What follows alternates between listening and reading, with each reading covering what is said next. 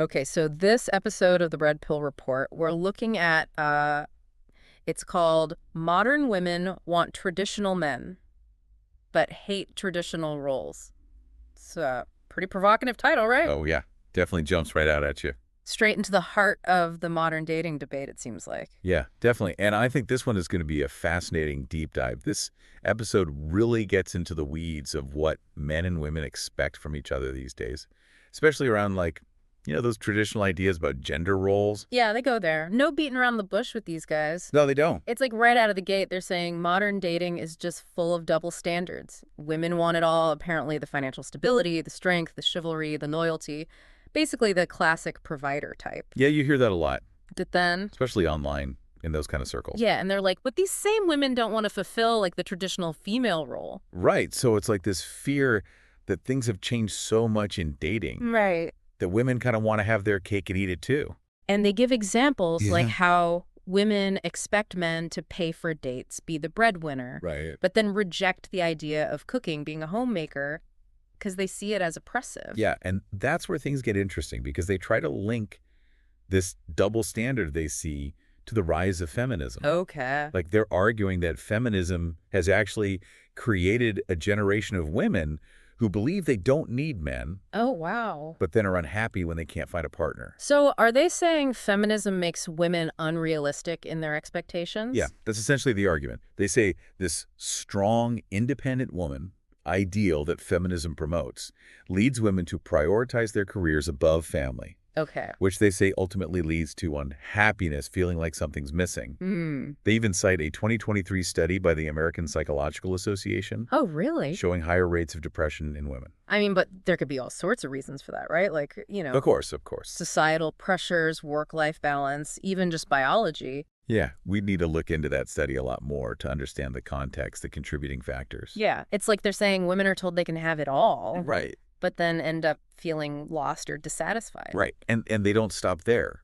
They go on to claim that there's this death of femininity and a rise of masculine women, Wow. saying women are becoming too competitive and aggressive, which they say turns off these high-value men. Okay, so high-value men, that's a whole other conversation, Right. right? Like, who even gets to decide what high-value means? Right. It's such a loaded term. Yeah. They just kind of throw it out there, assuming everyone agrees on what that means. But, Baby. I mean, it could be interpreted in so many different ways. Totally. Some people might define it purely by financial success, Right. while others might look more at character traits or even physical attractiveness. Yeah. It's really subjective. Okay, so they link this masculinity thing to biology, too, They do. saying men are hardwired to provide, but only for women who respect them and don't challenge their role. What's fascinating to me here is how they frame these concepts of like masculine and feminine energy. Yeah. They connect it to men's biological drive to provide, suggesting that men are only willing to do so for women who embody more traditional feminine qualities. So it's like they're saying men need to feel needed to step up. Yeah, like if women are too independent, it somehow threatens their masculinity. It all feels very black and white. It is. Like if you don't fit into these narrow boxes, your relationship's doomed. It's a very bold stance. Yeah. And while it might resonate with some people's anxieties about how gender roles are changing, Mm-hmm. I'm not sure this one-size-fits-all approach really captures how complex modern relationships actually are. Right, like people are individuals. Exactly. Yeah. And relationships are messy and nuanced. It's not just about ticking boxes on a checklist. Okay, so we've got this pretty bleak picture painted so far. Yeah, they don't hold back, do they? Not really, but what's the solution? Like, do they offer any advice for navigating this supposed minefield of modern dating? They do, and it's it's pretty much what you might expect. Their advice boils down to a pretty traditional take. For women, it's all about embracing femininity, respecting men, and putting family ahead of career. Oh, wow. If you want to attract and keep a high-value man, that is, So basically go back to being housewives. Like, is that what they're saying? not in so many words, but they definitely seem to be advocating for a return to those more traditional gender roles. Interesting. They argue that that's the key to relationship success, and that if you stray too far from these roles, it just leads to conflict and unhappiness. Okay, so what about the guys? What advice do they have for men who are trying to, find a partner in this supposed new world order? Well, their advice for men is pretty straightforward. Stay away from feminist women Oh, really? and look for partners who are more traditional and willing to embrace those conventional roles. It's very us versus them, isn't it? Yeah, there's definitely that element of like, you're either with us or against us. Right. It's interesting how they frame this whole discussion as like a battle between traditional values and modern feminism. Sorry. But I think that kind of ignores the vast spectrum of beliefs and experiences that exist between those two extremes. Totally.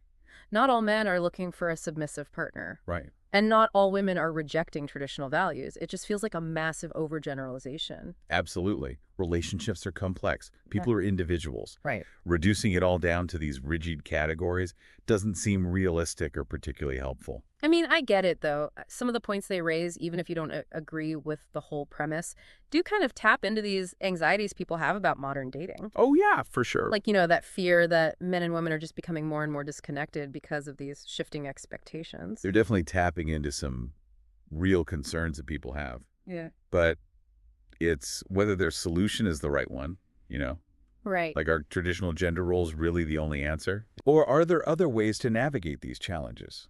Maybe instead of focusing on who should be doing what in a relationship, we should be talking more about communication compromise, finding a dynamic that works for both partners. I think that's a really important point. Yeah. Successful relationships aren't about fitting into these predetermined boxes. Right. It's about finding what works for you and your partner. Right. And that might look different for every couple. So maybe instead of asking, do modern women want traditional men? Yeah. The real question is, what do individuals want and need in a relationship? Totally. And how can they communicate those needs effectively? Absolutely. It's about moving beyond these generalizations and focusing on individual compatibility, values, shared goals. Okay, well, this episode has given us a lot to think about. It's Wow. clear they have a very specific viewpoint, maybe even a little controversial. Yeah. But it does raise some interesting questions about how relationships are evolving. What stood out to you the most? What's really intriguing to me is how they connect this idea of high-value men with traditional masculinity. They seem to be saying that men only feel valued and fulfilled when they can be the provider, Right. and that women who challenge that role are somehow diminishing men's worth. And again, that whole high value thing is so subjective. Total. What one person considers high value, another might find completely unattractive. Exactly. It all depends on your values, your Yeah. priorities. Right. And it just highlights how important self-awareness is in relationships. Like, what are your values? Yeah. What do you truly prioritize in a partner? And are those priorities compatible with the people you're dating? It's a good question to ask yourself. It also makes me think about how we define success in relationships. Hmm. Is it all about fitting into these traditional roles? Right. Or is there room for different models of partnership? That's a great point. And it's something this podcast doesn't really address. They present a very black and white view. Yeah. But the reality is there's a whole spectrum of possibilities. Maybe that's the biggest takeaway from this deep dive. What's that? There's no one-size-fits-all answer to what makes a successful relationship. I like that. It's about finding what works for you and your partner Mhm. and being open to exploring different models. Absolutely. The key is communication, mutual respect, and a willingness to understand each other's needs Yeah. and perspectives, Mhm. regardless of whether they align perfectly with those traditional gender roles. Okay, so this has been a real journey. We've explored some pretty controversial territory, unpacked some complex ideas, It has. and hopefully challenged some of those preconceived notions about what modern relationships should look like. Yeah, I think it's been a fascinating exploration. And while this podcast had a very specific viewpoint, a divisive one, even it's important to remember that there's no single right way to do relationships. Exactly. The beauty of human connection is that it can take so many different forms. Mhm. So whether you embrace traditional values or a more modern approach or fall somewhere in between, Mhm. the key is to find what works for you and your partner and to build a relationship based on, mutual respect, open communication, and shared values. Yeah. Couldn't have said it better myself. So I think this is a good point to kind of transition into our final thoughts for the listener. Okay. This whole conversation's been about expectations, anxieties, the changing landscape of dating. Yeah. It sparked some interesting debates, but ultimately it comes back to one question. What do you value in a partner? That is the question, isn't it? And I think it's crucial to be honest with yourself about your own needs and expectations. Yeah. Are you looking for someone who fits a specific mold? Or are you open to something more fluid, more unconventional? And once you have a better understanding of your own values, it's important to communicate them Absolutely. clearly and honestly with the people you're dating. Communication is key. It's the foundation of any healthy relationship. And that includes being open to hearing your partner's needs and perspectives, even if they differ from your own. So this deep dive has been a lot.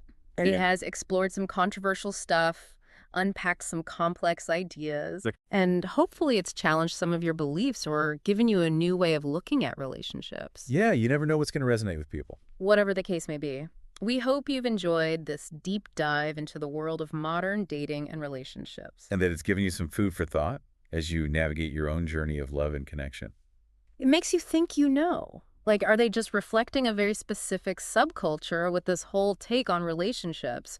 Or are they tapping into something bigger, like a wider societal anxiety? That's a really good question. Mm. I think they're definitely speaking to a particular audience. Yeah. Yeah, one that maybe feels disillusioned with how complex modern dating has become. But their arguments do kind of touch on these universal anxieties we all have about love and commitment, and even what it means to be a man or a woman today. It's like they're presenting this simplified version of reality where everything was better back in the day when everyone knew their roles. Right. But isn't that just romanticizing the past? Ignoring all the progress we've made in terms of gender equality? Yeah, there's definitely a nostalgia factor there. Mm. But I think instead of just dismissing their arguments as outdated or offensive, it's more helpful to try and understand where those anxieties are coming from. Mm. You know, what is it about modern dating that makes some people long for those simpler times? Maybe it's the pressure to find the one out of like millions of potential partners, Could be. or the fear of commitment when everything feels so temporary. Yeah, I think it's probably a combination of things. The rise of online dating, social media hookup culture, it's all changed the game. Mhm. And for some people, that can feel really daunting and confusing. Like the rules have changed, but no one told them what the new rules are. Exactly. So maybe that's where this whole traditional roles thing comes in. It Yeah. feels safe, familiar. Like if you just stick to the old script, everything will work out. It's a tempting thought, but relationships are never that simple. Yeah. Even in those traditional partnerships, there's always negotiation, compromise, and a constant need to communicate and adapt. So maybe the real lesson here isn't about going back to traditional roles, but about learning to embrace the complexity of modern relationships Yeah, and finding ways to navigate them authentically. exactly. It's about having those open, honest conversations with your partner about what you need, what you expect, and what your vision for the future is, Yeah. and being willing to evolve and grow together. So much easier said than done, though. Oh, absolutely. Mm. Relationships take work, but the rewards can be so worth it. Well, this deep dive has definitely given us a lot to chew on. What's your final takeaway for our listener? Don't let fear or societal pressures dictate how you approach relationships. Whether you resonate with traditional values or embrace a more modern approach, the most important thing is to find what feels authentic and fulfilling for you and your partner. Mm-hmm. And that takes open communication, mutual respect, and a willingness to embrace the beautiful messiness of human connection. Beautifully said. So on that note, this deep dive comes to an end. But the conversation doesn't have to stop here. We encourage you to reflect on what you've heard, explore different perspectives, and keep those conversations going with your partner, your friends, and even yourself.